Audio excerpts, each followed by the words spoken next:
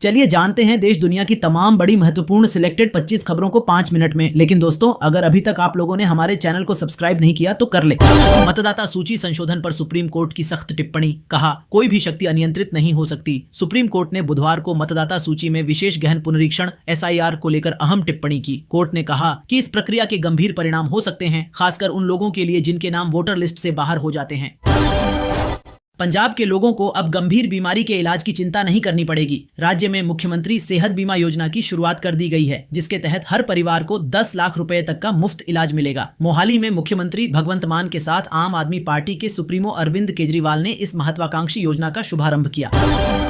केंद्रीय गृह मंत्री अमित शाह 2 दिवसीय दौरे पर बुधवार को उत्तराखंड पहुंचे। ऋषिकेश में गीता प्रेस के एक कार्यक्रम को संबोधित करते हुए उन्होंने सनातन संस्कृति और तीर्थ स्थलों के संरक्षण पर जोर दिया। अमित शाह ने कहा कि गीता प्रेस की कल्याण पत्रिका ने पिछले 100 वर्षों से सनातन संस्कृति की ज्योति जलाए रखी है।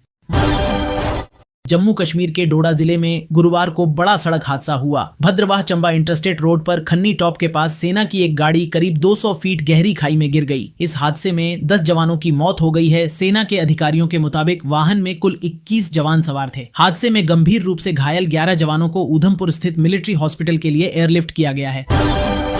महाराष्ट्र के कुल 29 नगर निगमों में से 15 में महिला मेयर होंगी। गुरुवार को मुंबई में लॉटरी सिस्टम के जरिए मेयर पद के लिए आरक्षण तय किया गया। हालांकि परभणी नगर निगम में महिला महापौर को लेकर आपत्ति दर्ज की गई है। लॉटरी सिस्टम को लेकर शिवसेना, UBT की नेता और मुंबई की पूर्व मेयर किशोरी पेडनेकर ने विरोध जताया। उन्होंने आरोप लगाया कि मेयर चयन से जुड़े नियम बिना जानकारी दिए बदल दिए गए। उनका कहना है कि पिछले 2 मेयर सामान्य वर्ग से थे, इसलिए इस बार मेयर पद अन्य पिछड़ा वर्ग, OBC या अनुसूचित जनजाति ST वर्ग के लिए आरक्षित होना चाहिए था। आरक्षण व्यवस्था के अनुसार 29 में से 12 नगर निगमों में मेयर पद ST, SC और OBC श्रेणी के लिए आरक्षित किए गए हैं, जबकि 17 सीटें सामान्य वर्ग के लिए रखी गई हैं।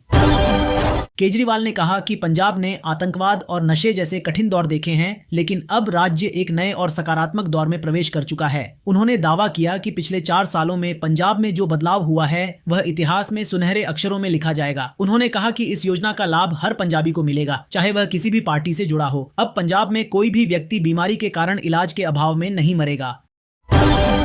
सोने और चांदी की कीमतों में हाल ही में तेजी देखने को मिली है। सोना 1,50,000 रुपए प्रति 10 ग्राम के स्तर को पार कर चुका है, जबकि चांदी अब 3 लाख रुपए प्रति किलोग्राम से ऊपर कारोबार कर रही है। पिछले कुछ दिनों में दोनों की कीमतों में रिकॉर्ड वृद्धि दर्ज की गई है। कमोडिटी विशेषज्ञों का मानना है कि यह मजबूती आने वाले समय में भी जारी रह सकती है। वैश्विक स्तर पर बढ़ते भू राजनीतिक तनाव इस तेजी को और बढ़ावा दे रहे हैं।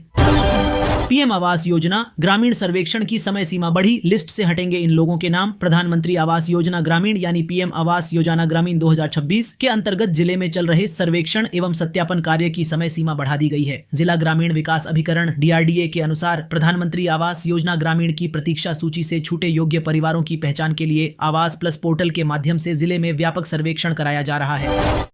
अब भैंस पालन पर अनुदान दिया जाएगा। जिले को कुल 39 भैंस पालन का लक्ष्य निर्धारित किया गया है। एक भैंस पर 1,21,000 रुपए का अनुदान निर्धारित किया गया है। यह पहल समग्र भैंस पालन योजना के अंतर्गत की जा रही है। बताया जा रहा है कि पहली बार भैंस पालन के लिए अनुदान योजना लाई गई है। इसकी जिम्मेदारी पशुपालन विभाग को सौंपी गई है।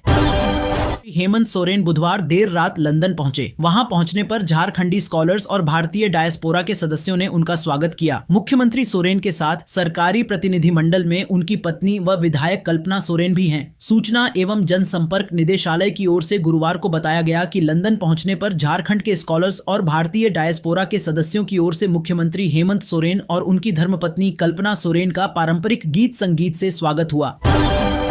राहुल बोले, लालच की महामारी पूरे भारत में फैल गई। जनता को सत्ता से जवाबदेही मांगनी होगी। सिस्टम सत्ता में बैठे लोगों के हाथ बिक चुका राहुल गांधी ने बुधवार को कहा कि देश भर में लालच की महामारी फैल चुकी है। इसका सबसे भयावह चेहरा शहरी बदहाली के रूप में सामने आ रहा है। लोगों को सरकार से जवाबदेही की मांग करनी चाहिए। उन्होंने आरोप लगाया कि सत्ता और बड़े कॉरपोरेट घरानों के बीच सांठगांठ के कारण लोकतंत्र की मूल भावना कमजोर हो रही है।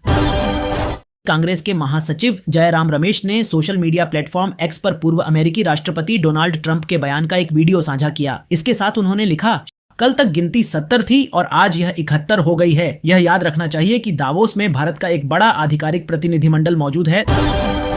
पश्चिम बंगाल के मालदा और सिंगूर में शनिवार को हुई रैलियों में प्रधानमंत्री नरेंद्र मोदी ने आरोप लगाया कि तृणमूल कांग्रेस घुसपैठियों को वोट बैंक बना रही है और राष्ट्रीय सुरक्षा को खतरे में डाल रही है। उन्होंने कहा कि राज्य सरकार सीमा पर बाड़ लगाने में बाधा डाल रही है। वहीं विपक्षी नेताओं ने इसे चुनावी राजनीति करार दिया है।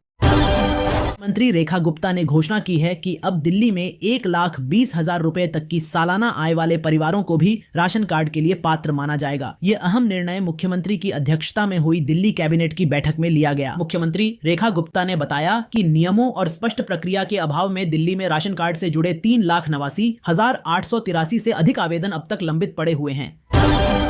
फरवरी और मार्च में इन राज्यों में ओलावृष्टि की चेतावनी जारी की गई है। भारतीय मौसम विज्ञान विभाग IMD के 3 महीने के पूर्वानुमान के अनुसार जनवरी, फरवरी और मार्च में महाराष्ट्र में बारिश की संभावना औसत से काफी कम है। केवल दक्षिण महाराष्ट्र के कुछ जिलों जैसे लातूर, धाराशिव, नांदेड़, सांगली और कोल्हापुर में मामूली बारिश हो सकती है।